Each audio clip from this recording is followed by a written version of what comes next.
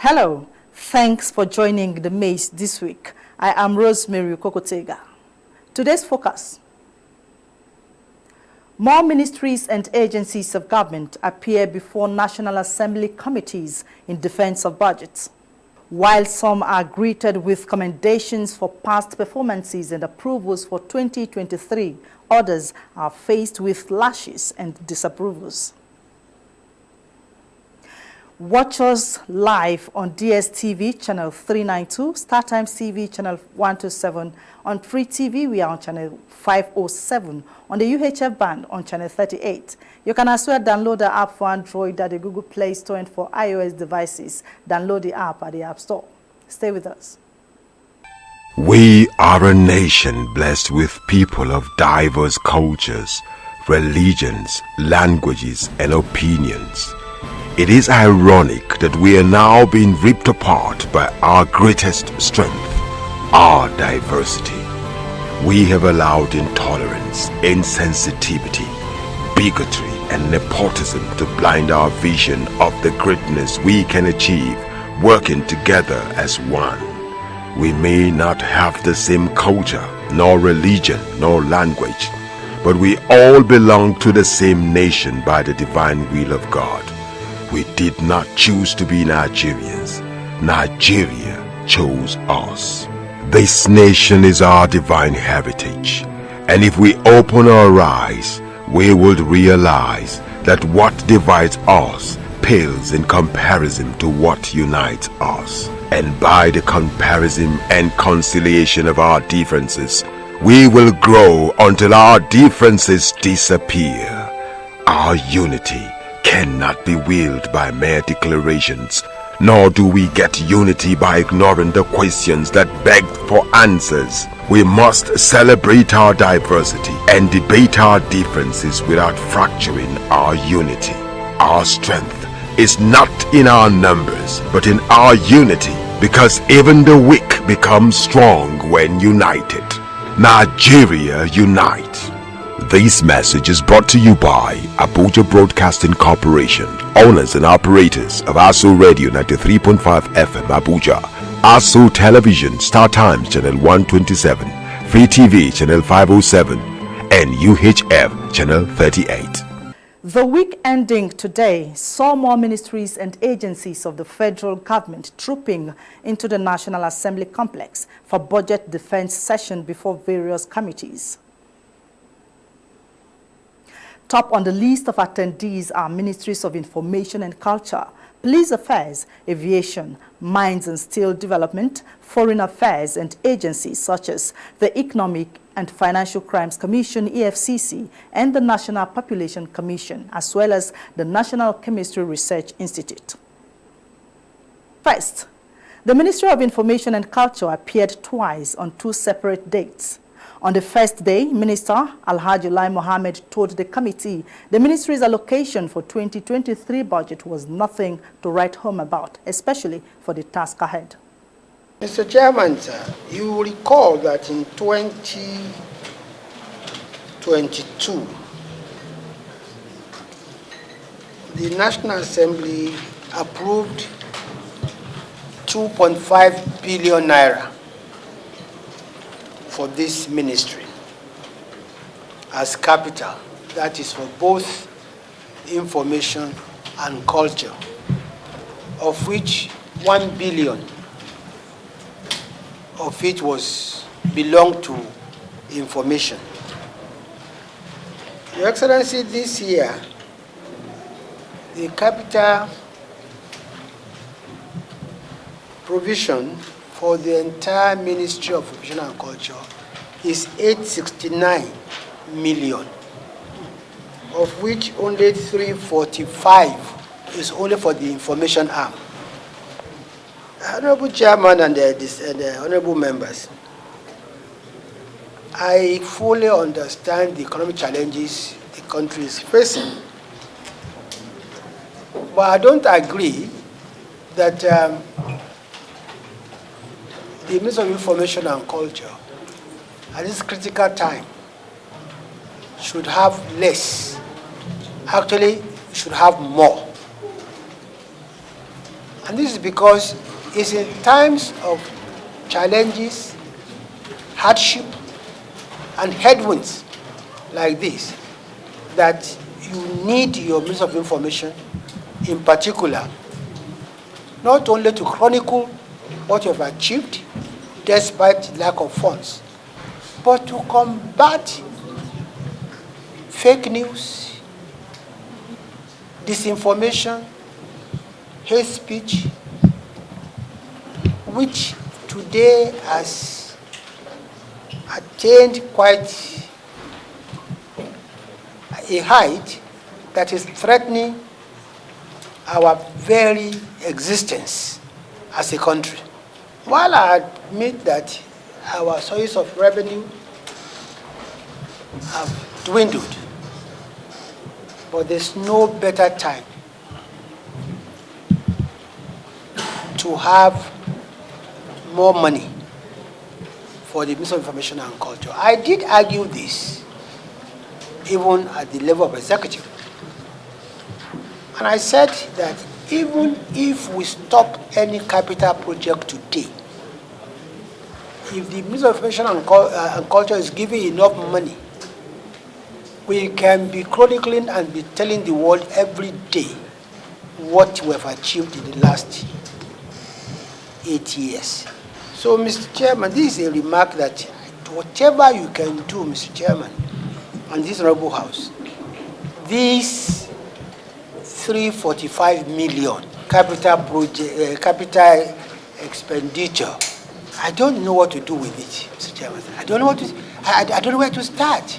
While members of the committee agreed the ministry's allocation is low, the chairman, Mr. Olusegun Odembumi, said the country is practicing an envelope budget system, noting the job of allocation does not rest on the National Assembly, but the executive. We all agree with you on this, but you know, it's the president who is in charge. Whether he give the responsibility to the Minister of Finance or not, the whole ball go back to the president. And I don't think from this end we can do more than what we have done. The reception for the ministry during second appearance, however, became sour when some agencies under the ministry made appearance. At this time, House Committee on Culture and Tourism put on hold the budget defense of the ministry and all agencies under its purview pending an oversight of projects executed under the 2022 Appropriation Act. Chairman of the committee, Mr. Omorege Ogbeide Ihama, read the resolution after nearly all the agencies under the ministry failed to satisfy the committee's expectation. A comparative analysis of your budget performance for 2019, from 2019 to 2022. So these are some of the things we expect here today, a comparative analysis. So if you go to 2019 budget, you look at it and you compare with the next year, so that we can see if as a committee, agencies have done progressively or where there are issues and you need support. We also know where to come in. So we're assessing both the agencies and ourselves in terms of our own delivery on our mandate. The committee is demanding copies of PowerPoint presentations on physical projects embarked upon by the agencies from 2019 to 2022 as proof of all claims on paper. Now, all requests are to be attended to within 1 week, within which the committee has to turn in its report. Now to the session involving the Economic and Financial Crimes Commission, EFCC, and House Committee on EFCC. The chairman, Mr. Abdurrashid Bawa, who made a personal appearance, requested of the committee of an increase in the commission's budgetary allocation for 2023 to enable it establish the proposed EFCC Academy. We are building a brand new EFCC Academy, and we need funding for that. Last year, 3 billion was allocated, and this year, nothing. Was allocated for it, and that is why we are pleading to members that we need to have this new EFCC Academy, because of course we have to learn. We as fighters of crime, we have to be ahead of these criminals, and the only way you can do that is by training and retraining and retraining and retraining again. It can never end. The anti-graft agency's chairman, while using one stone to kill two birds, fielded questions from newsmen on a previous day court pronouncement on him.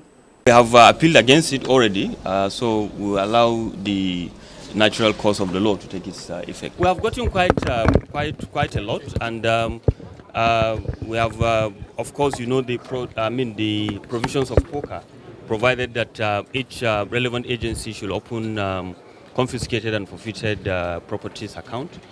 We have opened that, and of course, we are remitting all that belongs to the federal government into that account. Of course, other victims of crime are also being paid, you know, based on the recoveries that are made on their behalf. Moving on with other appearances, the Police Affairs Ministry this time.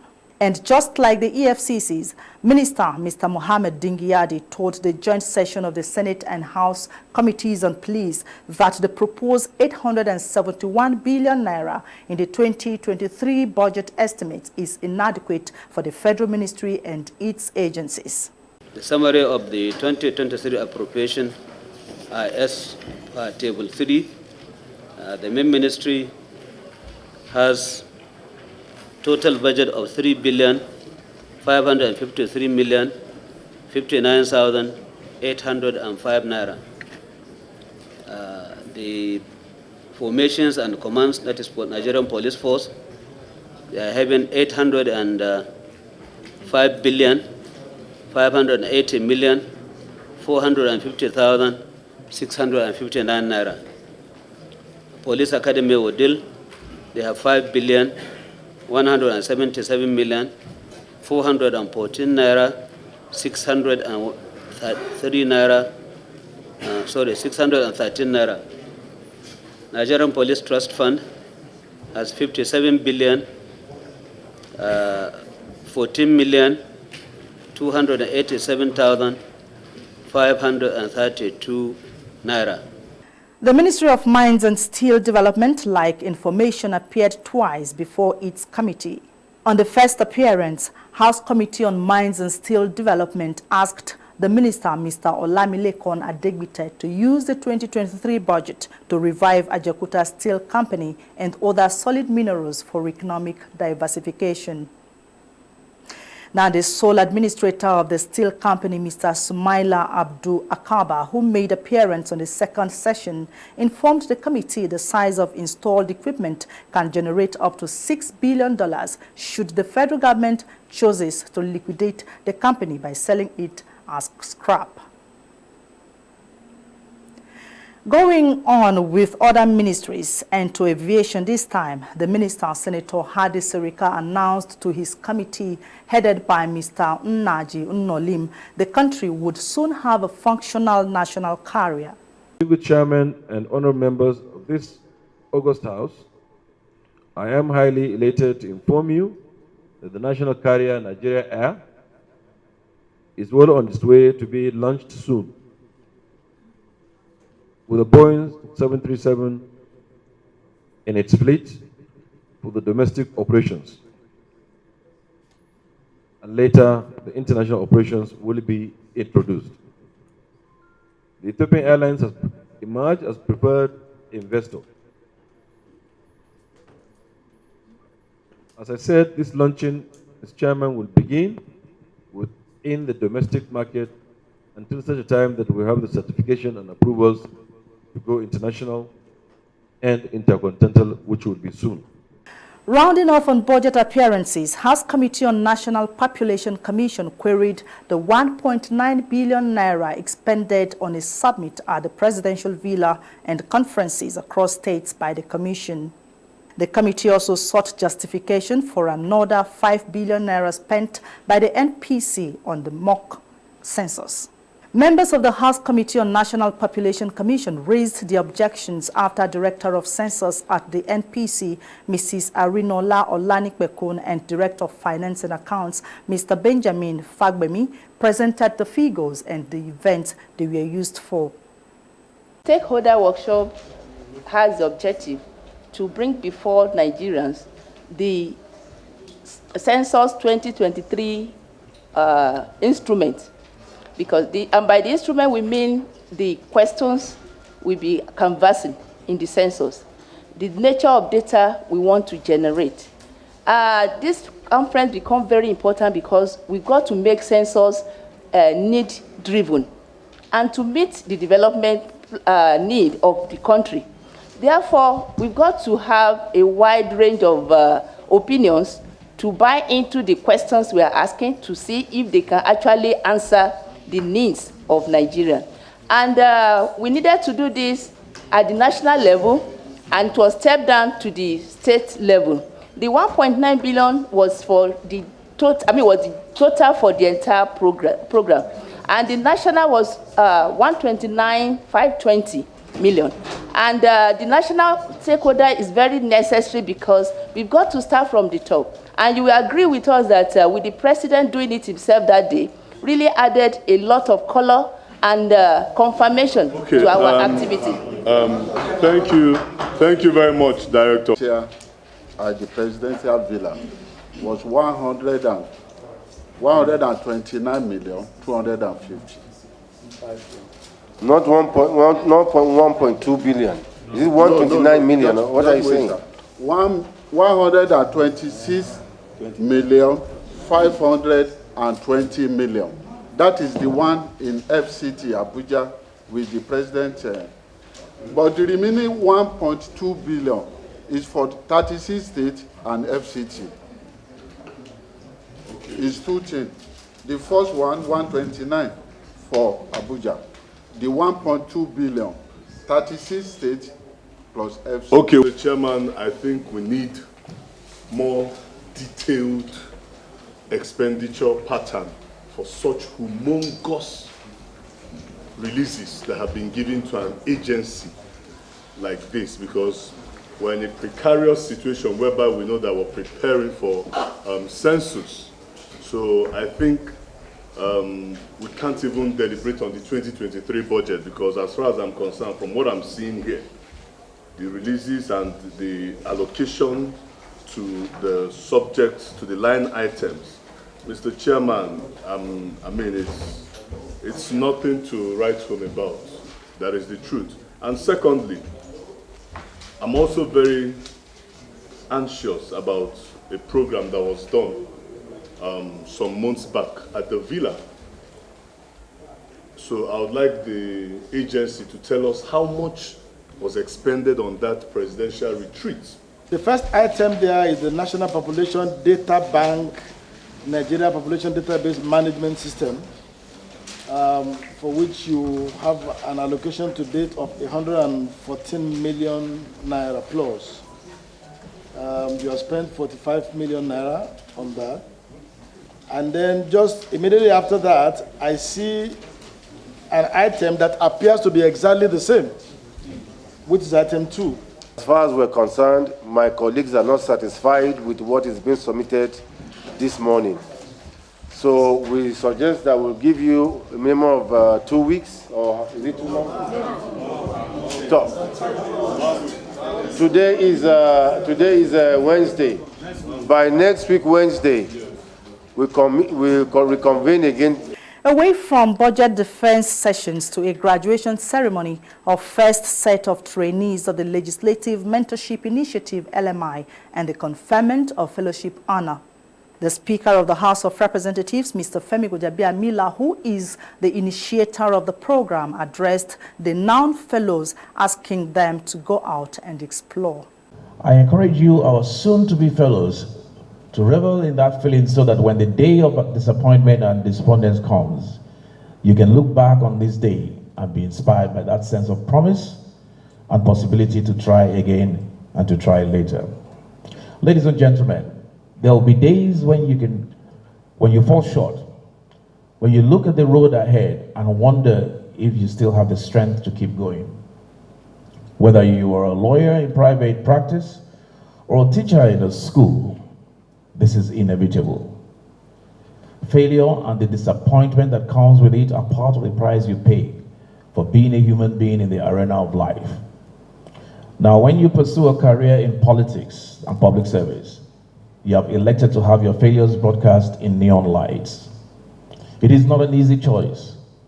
However, I dare say, it can be a worthy choice if you understand and operate in the knowledge that there is more than one way to serve the public good. If one avenue is closed, find another. What matters most in the end are the people whose lives you make better along the way. Distinguished fellows that are graduating at a time of great uncertainty in the world, we are in a historical moment of great danger and abounding opportunities brought on by technological advancements, accelerated by globalization and the reformation of the global economic and political order. As I told you when you began this program, it is clear to anybody that the old equilibrium is unsettled and the rules of the old order no longer apply. What is less clear is what happens next. Yet you must count yourselves fortunate because throughout recorded history, it is in times like this that men and women of talent and ability write their names in gold for all generations to witness. Writing your name in the history book requires vision, discipline, dedication, and endurance. Your visions for the future must not rest on the positions you aspire or the ambitions you have for yourself alone. Your dreams must be about more than yourself, because dreams that begin and end with your own prosperity alone are not enough for individuals as talented, bright, and capable as those graduating today. You are ordained for more than that. So do not sell yourself short by dreaming small dreams. Some of the noun fellows, LMI, including persons with disabilities, spoke of the next step. Coming to this program, I think my fellow participants have been enlightened on inclusive governance for persons with disability, not just in governance, in all spheres of life, that they, in their own full capacity, can participate, can do what every other person can do. So you shouldn't look down on them because there is ability in disability. From now, I will begin to mobilize from the grassroots.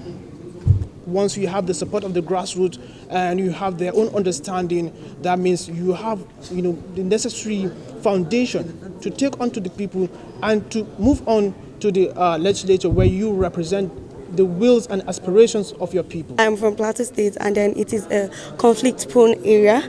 I'm going to keep on taking the message of peace and also making sure that youths can be more active in peace-building processes and not partake in violence. The 74 participants conferred with the honor of Fellow of LMI were drawn from the 36 states of the Federation and the Federal Capital Territory out of the around 4,000 applicants. They were taken through a 5 weeks long intensive training on different aspects of legislation and the public service.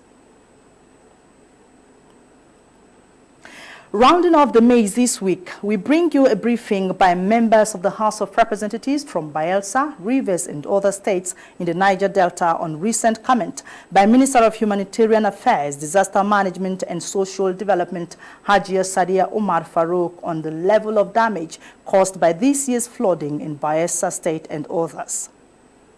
The members were led by Chief Agbedi Frederick. The fact that other states in the Federation are also affected, the comparison and figures given by the Honorable Minister shows a glaring attempt to downplay the harsh reality on the ground. We are talking of human beings, fellow Nigerians, and not some aliens.